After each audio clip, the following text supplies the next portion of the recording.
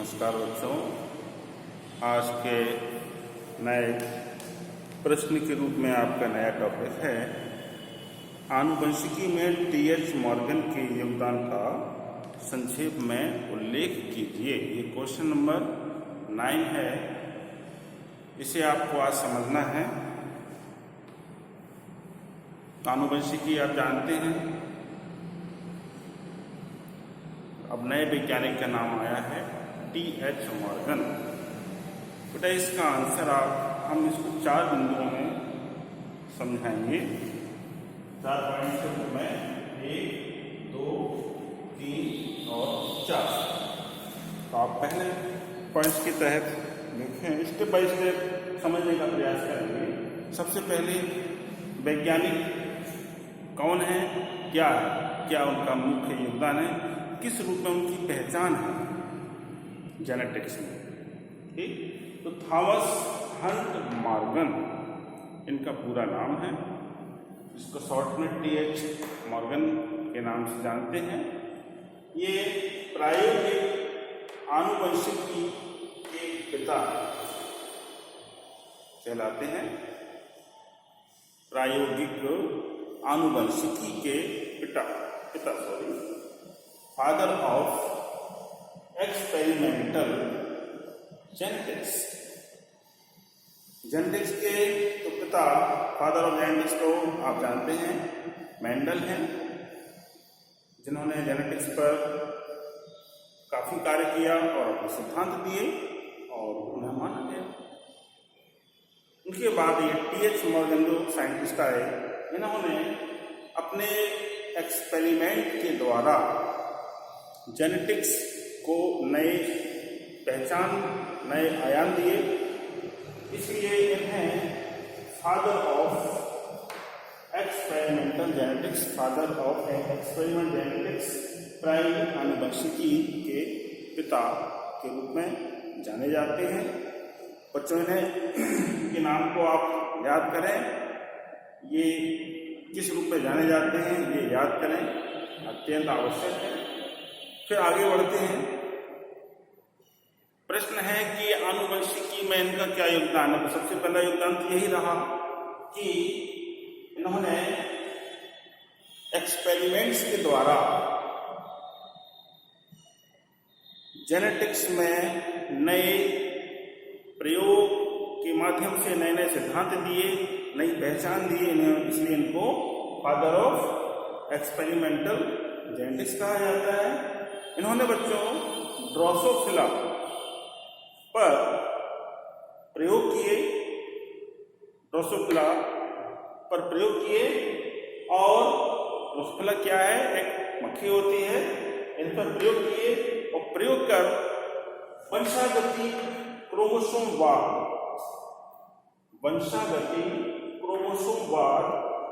नामक इस सिद्धांत का सत्यापन किया, मतलब उसको सत्य साबित किया। सत्यापन का मतलब होता है कि ये सही है। तो वंशागति क्रोमोसोमवाद अर्थात क्रोमोसोम के द्वारा, गुणसूत्रों के द्वारा एक वंश से दूसरे वंश में, वंशागति का अर्थ है एक वंश से दूसरे वंश में गुणों को जाना। तो गुणसूत्रों के द्वारा वंशागति का जो सिद्धांत है, इसका सत्यापन किया। प्रयोग किस पर किया, ड्रोसोफिला पर। तसल्ली से समझें, जल्दबाजी नहीं है। अगर कोई बात आपको समझ में नहीं आती है तो उसे वहीं स्टॉप करके दोबारा रिवाइज करके आप रिवाइंड करके देखें और पुनः समझने का प्रयास करें। तो ठीक है बच्चों, तो पहला पॉइंट तो आपके निश्चित तौर पर समझ में आ गया है कि एक्सपेरिमेंटल जेनेटिक्स के फादर कहे जाते हैं। ओके, क्योंकि इन्होंने विभिन्न प्रकार के एक्सपेरिमेंट किए और अपनी बातों को रखा। सेकेंड, ड्रोसोफिला मक्खी पर, ड्रोसोफिला पर इन्होंने प्रयोग के द्वारा इस सिद्धांत का सत्यापन किया, वेरीफाई किया, this is the right principle, वंशागति क्रोमोसोमवाद। ओके, नेक्स्ट, ड्रोसोफिला पर इन्होंने और प्रयोग किए और प्रयोग द्वारा यह सिद्ध किया महत्वपूर्ण है बच्चों। ड्रोसोफिला पर उन्होंने प्रयोग के द्वारा यह सिद्ध किया कि जीन गुणसूत्र पर स्थित होते हैं। ये जीन है, ये जीन गुणसूत्र पर स्थित होते हैं। गुणसूत्र आप जानते हैं, मनुष्य में गुणसूत्रों की संख्या कितनी होती है? 23 जोड़ा। तो 23 जोड़ा गुणसूत्र एक गुणसूत्र कहलाता है, कंप्लीट स्ट्रक्चर। ओके, तो गुणसूत्र पर जीन स्थित होते हैं और एक ही गुणसूत्र पर सभी जीन पाए जाते हैं। थोड़ा सा बच्चों इसको ध्यान से समझना है आपको। एक ही गुणसूत्र पर सभी जीन पाए जाते हैं शरीर के, जो भी कार्यात्मक, रचनात्मक लक्षणों के जो जीन्स होते हैं, जो कारक होते हैं, जो फैक्टर होते हैं, वह एक ही गुणसूत्र पर पाए जाते हैं। और एक बात उन्होंने और स्पष्ट की अपने प्रयोगों के द्वारा कि ये सभी जीन जो एक ही गुणसूत्र पर पाए जाते हैं, एक युग्मक में जाने का प्रयास करते हैं। एक युग्मक में जाने का प्रयास करते हैं। युग्मक मीन्स गैमेट, नर और मादा गैमेट होते हैं, जानते हैं आप। तो जैसे मनुष्य का एक स्पर्म है, एक शुक्राणु है, तो ये शुक्राणु में या मादा के अंडाणु है, ये नर जनन कोशिका है, ये मादा जनन कोशिका है।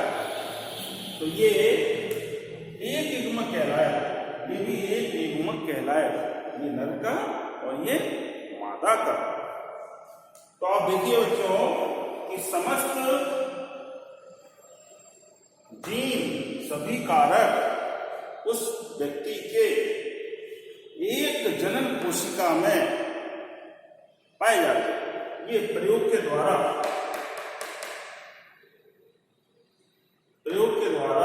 ड्रोसोफिला पर प्रयोग के द्वारा मॉर्गन ने सिद्ध किया।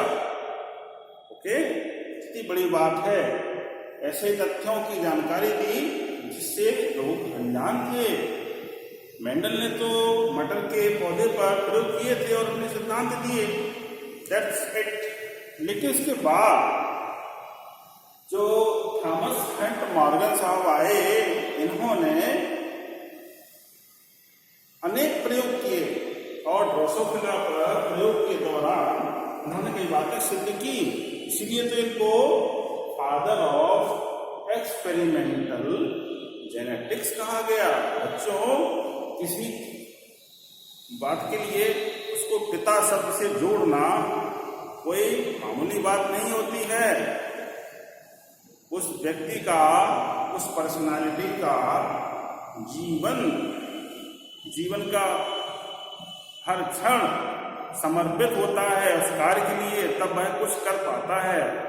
ऐसा ही टी.एच. मॉर्गन ने विशेष कार्य किया जेनेटिक्स पर, तभी उन्हें आनुवंशिकी के पिता, प्रायोगिक आनुवंशिकी के पिता, आनुवंशिकी के पिता नहीं, प्रायोगिक आनुवंशिकी के पिता कहा जाता है। इन्होंने ये महत्वपूर्ण तथ्य साबित किए, प्रयोग के द्वारा बताया। एक बार हम इसको पुनः रिवाइज करते हैं। जीन गुणसूत्र पर स्थित होते हैं, नंबर 1 पॉइंट। एक ही गुणसूत्र पर सभी जीन पाए जाते हैं, दूसरी बात है महत्वपूर्ण। और ये सभी जीन एक युग्मक में जाने का प्रयास करते हैं, जाते हैं। ठीक है बच्चों, अब आगे बढ़ते हैं। इन्होंने एक सिद्धांत और दिया, सहलग्नता, लिंकेज। प्रयोग के द्वारा टी.एच. मॉर्गन ने सहलग्नता को प्रदर्शित किया। इस प्रकार से सहलग्नता क्या होती है? सहलग्न अर्थात जैसे मनुष्य पुरुष का गुणसूत्र क्रोमोसोम XY है। ओके, अब आप समझ रहे हैं क्या सहलग्नता? जैसे यहां लिखते हैं बच्चों, इसको यहां लिखेंगे जैसे पुरुष का XY और स्त्री का XX, ये स्त्री का है और ये पुरुष का है। क्या है? गुणसूत्र। तो जब एक X पर इस तरह से गोला लगा दिया हमने, या दोनों X पे गोला लगा दिया, चलिए ये है, हमने एक X पर गोला लगा दिया, इसका अर्थ क्या है कि इस गुणसूत्र पर कोई अलग लक्षण डेवलप हो गया है। जीन्स में कुछ विशेष परिवर्तन के कारण कोई लक्षण अलग से विकसित हो गया है और वह रोग के रूप में विकसित हुआ है। तो यह जब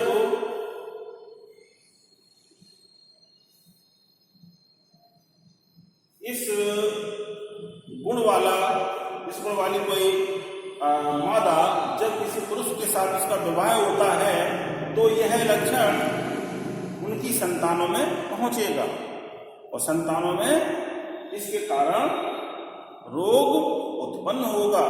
अर्थात गुणसूत्रों के द्वारा विशेष लक्षणों का, रोगों का एक पीढ़ी से दूसरी पीढ़ी में स्थानांतरण होता है और इसे सहलग्नता कहते हैं। आपने देखा होगा कि बहुत से ऐसे रोग हैं जो माता पिता से संतानों में जाते हैं, या हम कह सकते हैं एक पीढ़ी से दूसरी पीढ़ी में जाते हैं। जैसे वर्णांधता, हीमोफीलिया, ठीक है। तो ये ऐसे रोग हैं जो एक पीढ़ी से दूसरी पीढ़ी में जाते हैं। किसके कारण जाते हैं? क्या वह गुण है? सहलग्नता के कारण जाते हैं। अर्थात ये क्रोमोसोमल कैरेक्टर हो गया ना, उसके साथ ये एक अलग से कैरेक्टर जुड़ गया है रोग का। और जब ये मादा किसी सामान्य पुरुष के साथ इसका विवाह होता है तो उनसे जो संतानें होंगी, उन संतानों में प्रथम पीढ़ी में या दूसरी पीढ़ी में या तीसरी पीढ़ी में वह रोग सामने आता है। जरूरी नहीं है पहली पीढ़ी में आए। कभी कभी अगर ये लक्षण अप्रभावी रहेगा तो सामने नहीं आएगा, अप्रभावी ही रहेगा। जब वह प्रभावी होगा तब वह रोग के रूप में सामने आता है। ओके बच्चों, तो इस प्रकार से यह प्रश्न आपका क्वेश्चन नंबर 9 कंप्लीट हुआ। अब नेक्स्ट क्वेश्चन एक और लेते हैं, छोटा सा क्वेश्चन है, क्वेश्चन नंबर 10। वंशावली विश्लेषण क्या है? यह किस प्रकार उपयोगी है?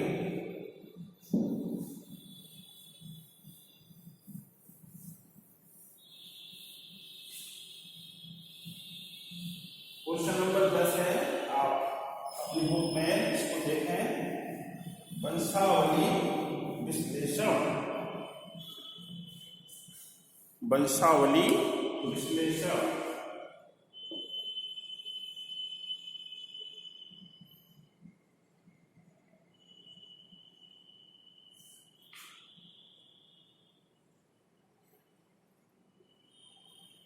क्या है वंशावली विश्लेषण? इसको आप अंग्रेजी में जानते हैं पेडिग्री एनालिसिस।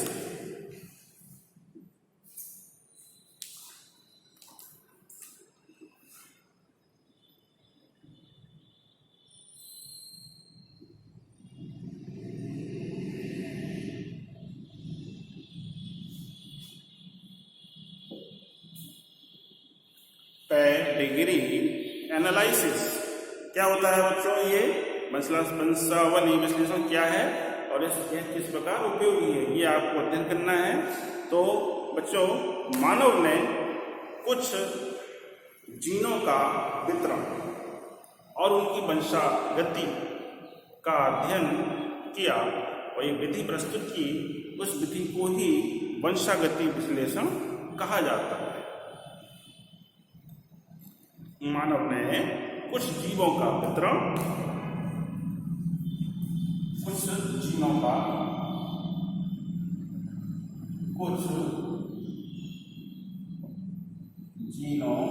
का वितरण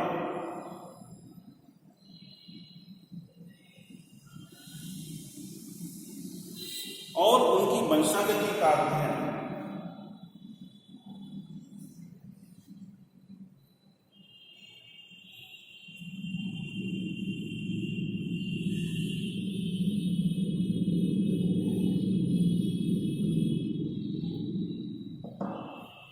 ठीक है बच्चों, ये मानव ने कुछ जीनों का वितरण और उनकी वंशागति का अध्ययन किया और यह एक विधि के रूप में प्रस्तुत किया।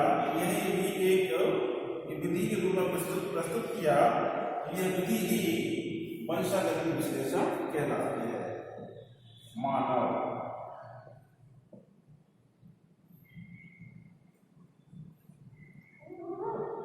मानव ने कुछ जीनों का वितरण और उनकी वंशागति का अध्ययन किया, वह एक विधि के रूप में विकसित किया। उस विधि को ही वंशागति विश्लेषण कहते हैं।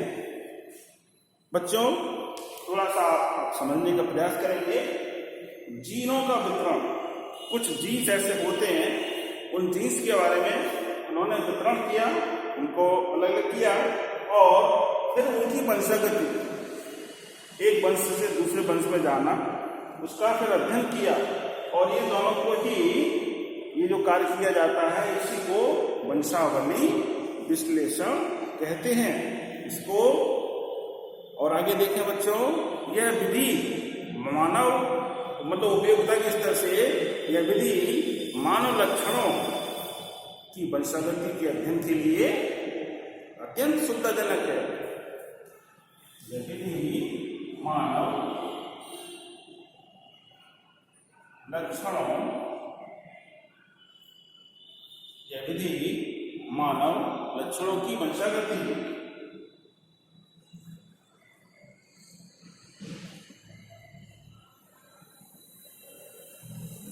के अध्ययन के लिए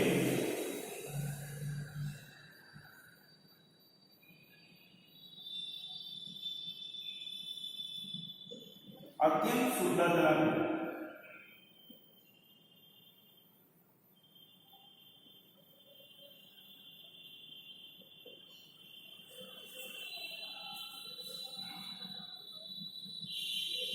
उपयोगिता की दृष्टि से देखा जाए तो मानव के जो लक्षण होते हैं उनके वंशागति का अध्ययन करने के लिए यह विधि बहुत ही उपयोगी होती है। मानव में जो भी लक्षण एक पीढ़ी से दूसरी पीढ़ी में जाते हैं, रोगों के रूप में या अन्य रूप में जाते हैं, तो कहने का अर्थ है कि जो भी मानव के लक्षण होते हैं,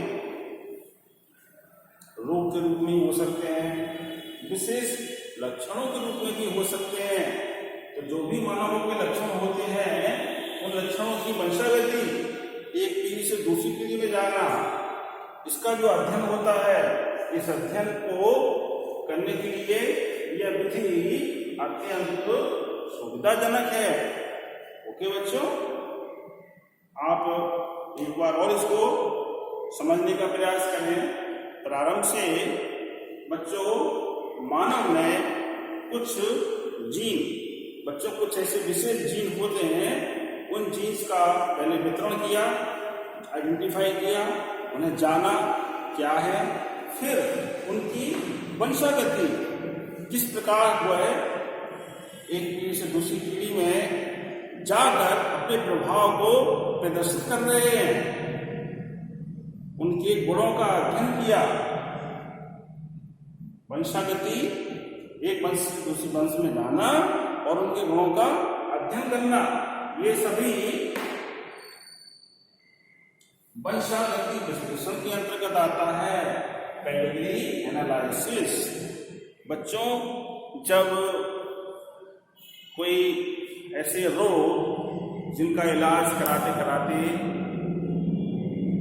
व्यक्ति परेशान हो जाता है और उनका इलाज करने में कठिनाइयां होती हैं, तो उस समय डॉक्टर्स के माध्यम से भी डॉक्टर भी इसी वंशागति विश्लेषण, पेडिग्री एनालिसिस उस व्यक्ति का करते हैं, उससे पूरी हिस्ट्री पूछते हैं उसके बारे में, उसकी पहली की पीढ़ी के बारे में और उसकी पहली की पीढ़ी के बारे में, किसको कौन से रोग थे, किसी क्या परेशानी थी, कौन किस उम्र में किसका देहांत हुआ, किसको कौन से रोग थे। इस प्रकार से बच्चों वह 1, 2, 3 पीढ़ियों का पूरा नोटिफिकेशन करते हैं, नोट करके फिर वह ये जान लेते हैं कि आप में क्या ऐसे जीन्स डेवलप हैं और उन्हें उसके कारण आपके मतलब रोगी के निदान करने में, इलाज करने में सुविधा मिलती है। बच्चों, ये प्रश्न जो मैंने आज आपको दोनों कराए, ये थोड़ा सा ऊपर IQ लेवल के हैं, इसलिए बच्चों आप अपने बुद्धि को थोड़ा सा शार्प कीजिए, समझने का गुण और विकसित कीजिए ताकि आप समझ भी सकें आसानी से और कोई टॉपिक पढ़ने के बाद आप अपनी बुद्धि विवेक से उसे और अच्छे से सुधार करके आप उसको अपने दिमाग में व्यवस्थित ढंग से सेट कर सकें, याद कर सकें। कभी कभी कुछ ऐसे टॉपिक्स आ जाते हैं जिन्हें हम आज के समय में जो हमारे पास स्मार्टफोन है उसकी मदद से बहुत अच्छे से और अच्छे ढंग से समझ सकते हैं। कुछ बातें ऐसी होती हैं जो छूट जाती हैं, वह उससे आप ग्रहण कर सकते हैं, सीख सकते हैं। आपके पास पुस्तक है, अगर पुस्तक नहीं है तो बच्चों पुस्तक अवश्य ले लीजिए। NCERT जीव विज्ञान की पुस्तक आप जरूर ले लीजिए, ये आवश्यक है। पुस्तक के माध्यम से भी बहुत सारी जानकारियां प्राप्त होती हैं। आपको क्या करना है, क्या नहीं करना है, इस क्लास के स्टैंडर्ड पर वह आपको पुस्तक के द्वारा ही पता चलेगा और हम आपको पुस्तक के अनुसार ही आपका सिलेबस करा रहे हैं। ओके बच्चों, धन्यवाद।